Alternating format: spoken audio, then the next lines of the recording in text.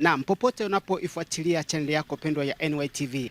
Mimi ni mtangazaji wako Pasco William Nyamuyula. Na leo hii tuko katika mji wa Bariadi.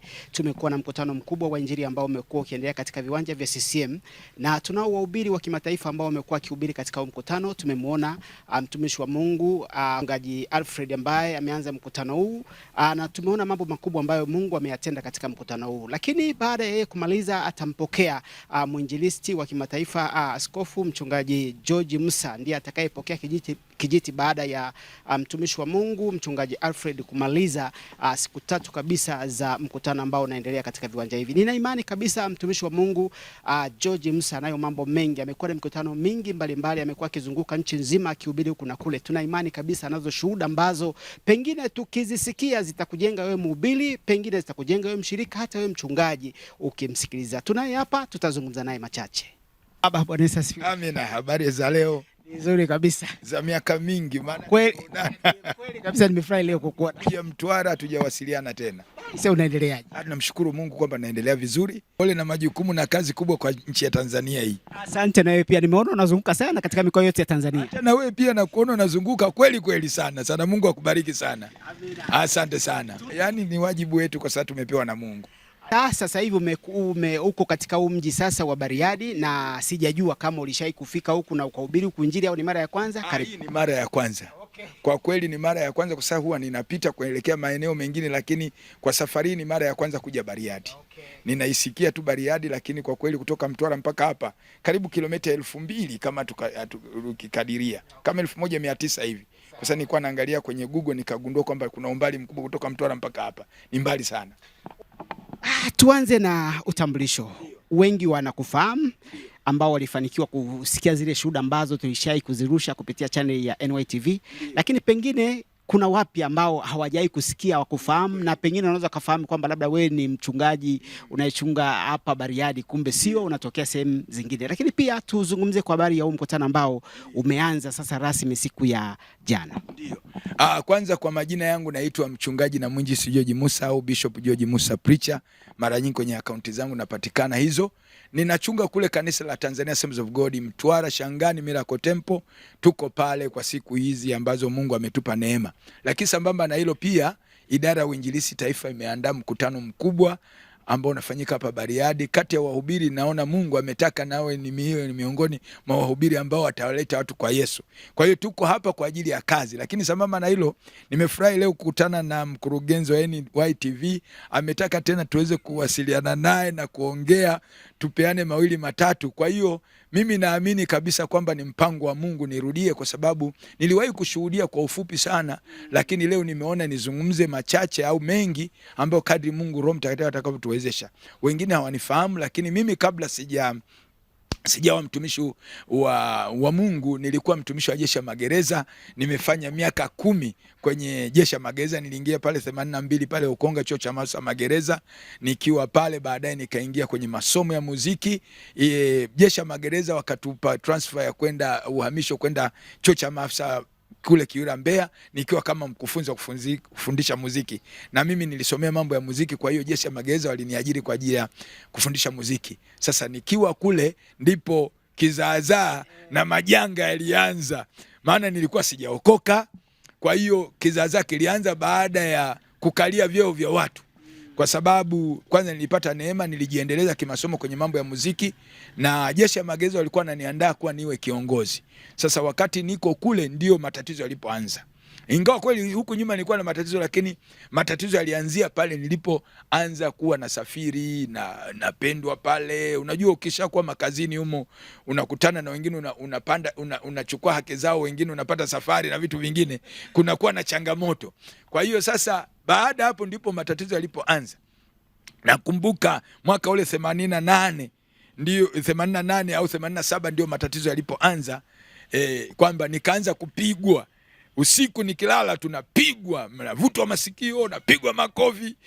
Unajua kuna watu wako makazini, lakini wanateseka. Yaani wanateseka. Unaweza ukawa una kazi nzuri na maisha mazuri, lakini unaweza unateseka. Kwa hiyo ndio ilivyotokea kwangu mimi. Kwa hiyo niliendelea kuteseka mwaka wa kwanza, wa pili, wa tatu. Hakuna mtu aliyekuwa anajua. Na nikasa kilichotokea baadaye, nikaanza kuzunguka kwenda kwa waganga. Unajua mtu usipokuwa na Yesu, usipokuwa na wokovu, unatafuta njia mbadala, na hizi ni njia ambazo zinawatokea wengi. Kwa hiyo ni watu wakaanza kunielezea kwamba twende kwa mganga, kwa mganga huyu. Na ninakumbuka tukio ambalo linisababisha sasa nianze kwenda kwa waganga. Nilipolala usiku, wakaja jamaa wachawi wakaninyoa nywele. Sasa napiga mswaki hivi, kijana mwenzangu mmoja ananiambia, George, mbona umenyolewa nywele? Nikiangalia hivi hakuna nywele. Nikaenda kitandani nakuta nywele hazipo. Sasa kilichotokea baadaye, akaniambia, bwana, hawa ni wachawi, na hapa cha msingi twende kwa mganga. Tukaenda kwa mganga mmoja pale Mbeya, maeneo fulani ya Mtokela. Akaniambia, bwana, unaonewa wivu, na hapo kilichotokea wanataka kukurusha kwa kichaa. Na mara nyingi waganga huwa wanatisha, wanaeleza matukio ya kukutisha wewe ili uwe mteja wao. Wakanifanyia dawa lakini hazikusaidia. Baadaye tukaenda Kiela huko ziwani. Kwenye ziwa lile kule Ziwa Nyasa, kulikuwa na mganga mmoja kutoka Tabora. Kule tulifanyiwa mazindiko hadharani, nakuta magari yako mengi, watu wa kila namna. Kafanyiwa zindiko lakini haikusaidia kitu. Sasa nilivyorudi baada ya kuona hakuna msaada, kupigwa na pigwa. Tena nakumbuka siku ile baada ya kurudi kutoka kwa mganga yule wa Kiela, aliniambia hii ni kiboko. Nilivyorudi siku hiyo ndio nisikia watu wanatembea juu ya bati, wanagonga kabisa, bum bum. Wananiambia, ulienda wapi? Hutuwezi sisi. Nasikia sauti, hutuwezi sisi, sisi tuko na wewe. Unaona? Nikasema sasa hapa nifanyeje? Nikasema hapa njia ni kuanywea pombe. Ndio nilipoanza kunywa pombe. Ili ninywe pombe nilale usingizi, kwa sababu nilikuwa silali. Yani nakuwa macho kuanzia saa 4 ile mpaka saa 11:30 ndio napata usingizi. Saa 12 naamka naenda kazini. Kwa miaka 3. Sasa nikasema niwanywe pombe. Kwa hiyo nikaanza kunywa pombe, vuta bangi, kula hizi dawa za madawa kulevya. Na ukumbuka wakati wa madawa kulevya alikuwa hajatengenezwa unga, ilikuwa ni kama punje za mtama.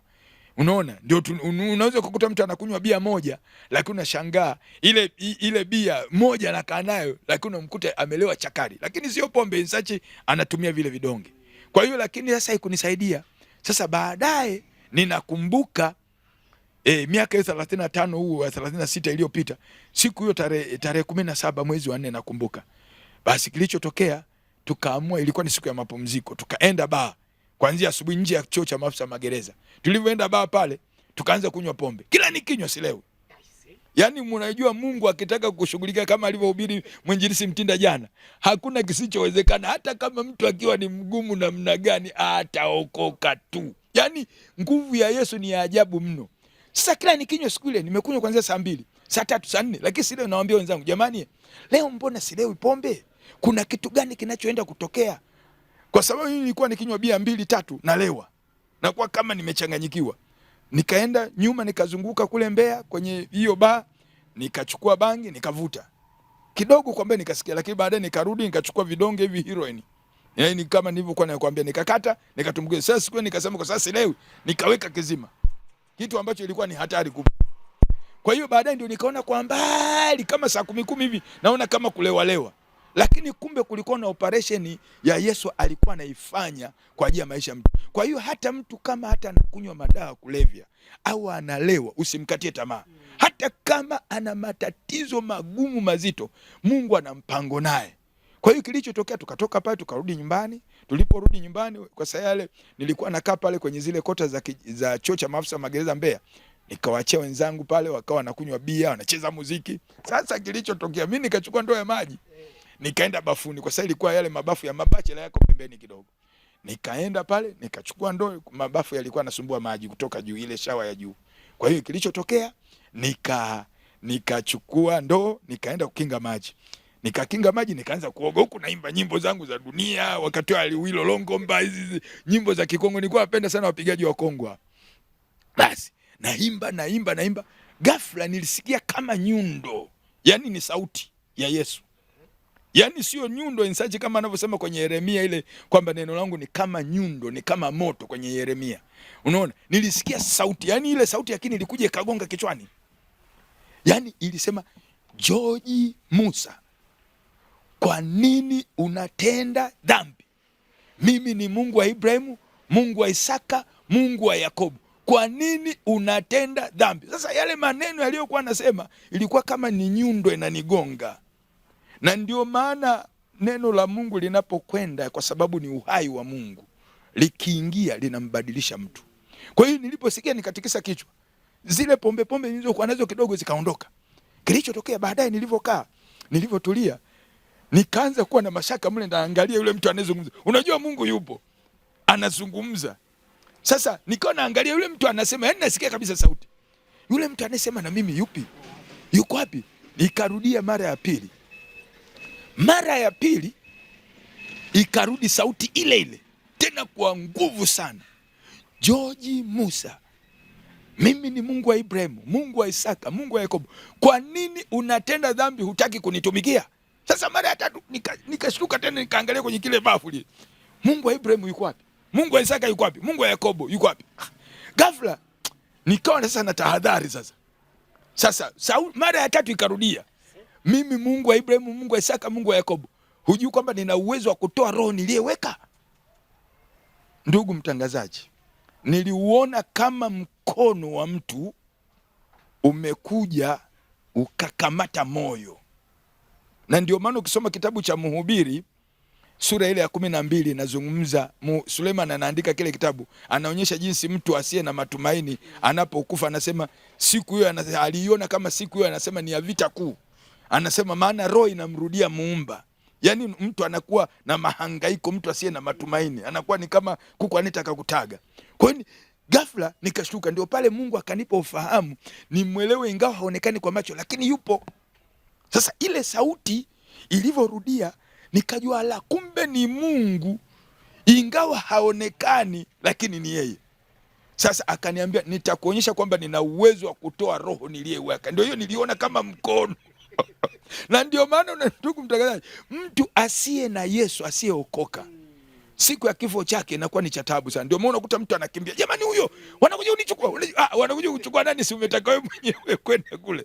Kwa hiyo kilichotokea nikajua sasa kumbe ninakufa. Ninajijua kabisa, hata mtu anapokufa anajijua. Mtu mwenye matumaini ataona mbingu zimefunguka, malaika wanakuja.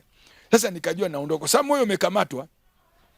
Nikajua ninakufa. Sasa Mungu alichoniheshimu, aliniacha nivae taulo. Maana ilikuwa nitoke hivyo.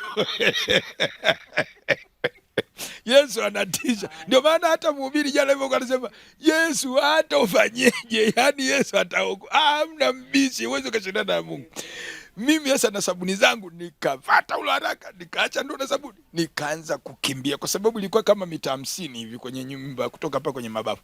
Nikaanza kukimbia. Wakati naendelea kukimbia, sauti naisikia. Na ndio maana huwa anasema mara nyingi hata kama mtu ametenda dhambi lazima anaisikia sauti. Kwa sababu ukisoma kwenye bustani Eden, Adam na Hawa baada ya kutenda dhambi walisikia sauti ya Mungu. Na kama inavyosema kwenye Yohana 16 mstari wa 13, anasema huyo Roho atakapokuja atawatia kwenye kweli yote, hata na mambo yajayo atawapasheni habari. Alafu anasema sura ile ya 16 mstari wa 8, anasema atakapokuja huyo Roho ataushuhudia ulimwengu kwa habari ya dhambi, haki na hukumu. Ina maana hata kama mtu mtenda dhambi anasikia sauti, ila ni ubishi tu. Kwa sababu hata mimi nilikuwa ni mwenye dhambi, lakini naisikia sauti. Kwa hiyo sisemi kwamba mtu hasikii sauti ya Mungu, ila kuchukua maamuzi. Basi nikaanza kukimbia, na niambia hata uende wapi George, mimi ni Mungu wako, nitakuonyesha kwamba nina uwezo wa kutoa roho. Ndio maana ukisoma kitabu cha Mhubiri anaiona ile siku ya mtu mwenye dhambi, anasema ni siku ya kutisha, ya giza, kwa maana roho inamrudia Muumba. Na ndio maana sisi tunachokihubiri hapa, kuandaa watu kwa ajili ya maisha ya umilele. Na ndio maana lengo letu la Injili kuwafanya watu wamjue Mungu, wamrudie Mungu, kwamba kuna maisha baada ya kufa. Na mimi mwenyewe niliyashuhudia, sio ya kuambiwa, kwa sababu sio nadharia au kusoma tu kwenye Biblia, lakini yalinitokea. Kilichotokea, nikawa nakimbia. Nikafika ndani, nikagonga mlango. Wenzangu wanacheza muziki tu. Si niliwaachia bia pale, wanakunywa makonyagi mule kwenye nyumba yangu pale ninapoishi. Wanacheza. Wakashanga, George vipi? Wakajua tayari bangi zile na madawa ya kulevya tayari imepanda. Jamani mwenzetu. Wanasema, mwenzetu tayari huyu. Mwenzetu hawajui mimi ninagombana na sauti ya Yesu. Unaona? Kwa sababu ilikuwa ni sauti ya Yesu. Sasa kilichotokea, wakati nahangaika, nikaenda kwenye maji, nikachota maji, nikanywa, kuiondoa ile sauti. Sauti naisikia, nimeyaumba mimi haya. Yaani Yesu anatisha, Yesu ni Mungu. Yesu ana uwezo, hawezi akazuia na chochote. Nikaenda kwenye radio niongeze volume ile sauti ili kuondoa ile sauti inayosema na mimi, naambia nimevifanya vyote. Ndio pale sasa kilichotokea, nikaona nguvu zinanishia, nikaanguka kitandani. Sasa nilipoanguka kitandani ndipo nilipogundua kumbe mwanadamu akifa kuna maisha ya umilele, sehemu ya raha au sehemu ya mateso. Sasa kilichotokea baadaye, nilivyoanguka, pumzi zimekata, joto limekata.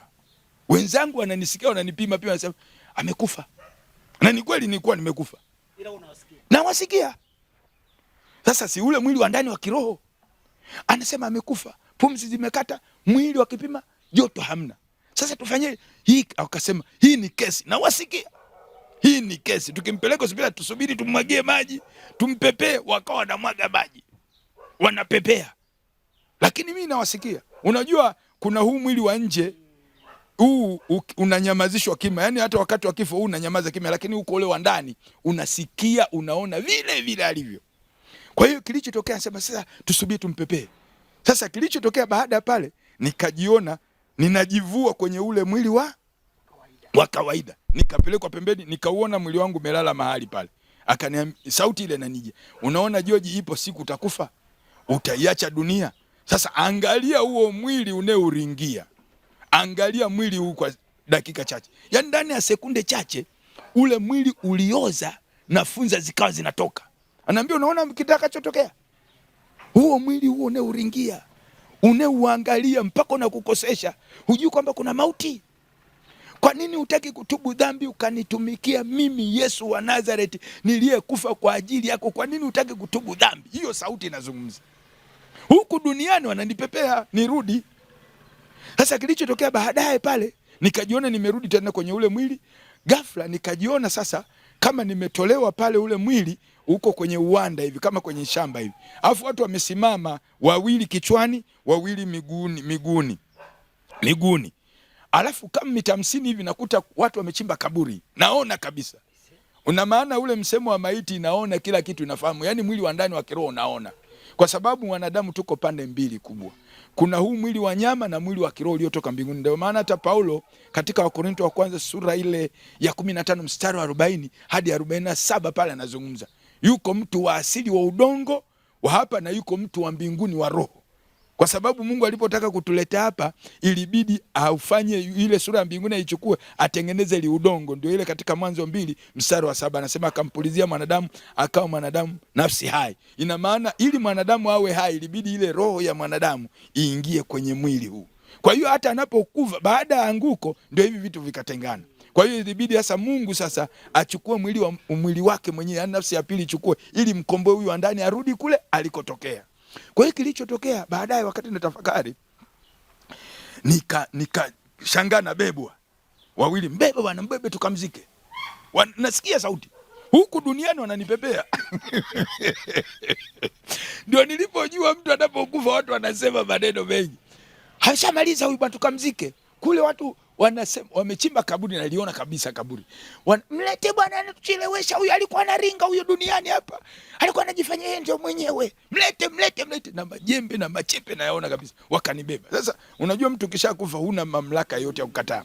Kwa hiyo wakanibeba, ananiambia, George, unaona kitu siku utakapofuku. Unaona watu wanavyosema, kwa nini hutaki kutubu dhambi ukanitumikia George? Ndio nilipobebwa sasa nikapelekwa. Sasa na wakati nabebwa kama mita 20 hivi kutoka kwenye kaburi, naambiwa geuka nyuma. Nikigeuka hivi nakuta fanicha zangu za ndani, vitu vya thamani vyote vimebeba. Alafu watu wamebeba.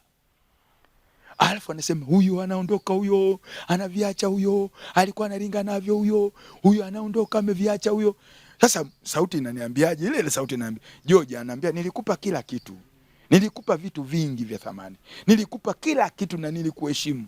Lakini ulienda ukaviabudu. Akaniambia sio dhambi kuwa na vitu, lakini kuviabudu. Unaona hivyo vitu utaviacha duniani? Sio dhambi kuwa na vitu, lakini wewe nilipokufanikisha hivyo umeenda kuviabudu. Unaona utaviacha hivyo vitu duniani? Ona watu wanavyosema hivyo. Nilipofika pale kaburini nikateremsha. Sasa ile kaburi nikashangaa, yani Yesu ajabu. Akalipanua hivi, likawa kubwa. Wakaanza wakaniteremsha pale. Walivyoniteremsha sasa wakasema tubukizie vitu vyake. Mafani chale, radio, manini, vitu vyote, nguo. Sasa cha ajabu, Yesu ajabu akawa sasa vile vitu havinigusi, yani vikao vinatumbukizwa lakini havinigusi. Yani aliweka kama kitu fulani hapa lea fulani. Lakini naona kabisa wananitumbukizia. Vikao havinigusi. Sauti inaniambia, unaona? Basi baadaye wakaanza kunifukia. Huku duniani wanapepea. Yaani ina maana mtu akifa sio kwamba ndio mwisho, kuna maisha ya kuishi milele, mahali pa raha au sehemu ya mateso. Yaani akishakufa, ndio maana kwenye ile Waebrania 9:27 anasema mwanadamu amewekewa kufa mara moja na baada ya kufa ni hukumu. Yaani mtu akifa katika dhambi moja kwa moja anaenda kuzimu, sehemu ya mangojeo ya watenda dhambi. Unaona, anangojea hukumu ya jehanamu ya moto. Yaani sio kwamba kuna kupumzika, vile vile alivyo na uhai wake vile anajielewa. Na ndio maana lazima tuone huruma na wenye dhambi. Kwa hiyo kilichotokea baadaye, walivyofukia wanafukia, nasikia kabla udongo. Kilichotokea baadaye, tumemaliza tuondoke. Na maana kwamba ukifa bwana unaenda peke yako. Hakuna mchungaji wala mke wala mume. Sasa kilichotokea baadaye, nikiwa mule, lile kaburi likageuzwa ikawa kama lifti. Yaani niko kama kwenye lifti. Nafikiri kwenye magorofa kuna chombo kile kinachompeleka juu na kumshusha. Niko pale. Alafu ile lifti huko imewekwa dirisha. Sasa nikashangaa. Niko pale peke yangu, sina mtu mwingine. Kile chombo kikaanza kwenda chini kwa kasi kubwa. Mimi napandaga ndege hizo za masafa ya nchi mbalimbali, lakini ile kasi sijawahi kuona. Tukaanza kwenda chini sana kwenye giza. Tumezunguka, tumeenda.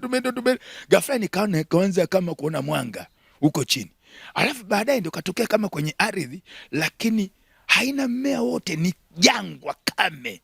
Yaani ni kame, vumbi tu, lakini jekundu.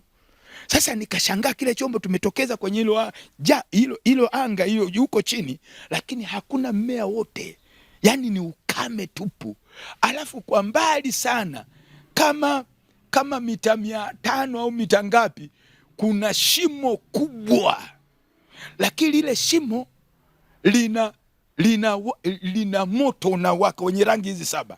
Hii rangi 7. Alafu naona watu wakubwa kwa wadogo wanalia, wanapanda juu. Na ule moto ulikuwa unalia kama, yani kwa lugha ya kibinadamu sijui nisemeje. Yani sina lugha ya kibinadamu ya kuzungumza. Yani kama unasema vile, unazungumza. Alafu naona watu wanarushwa juu na chini. Juu na chini. Watu wengi sana, wengi naona wazungu, wa Afrika, watu wa kila namna. Alafu wanalia. Ndimi zao hizi, ulimi mirefu namna hii, wanalia mateso. Unaona?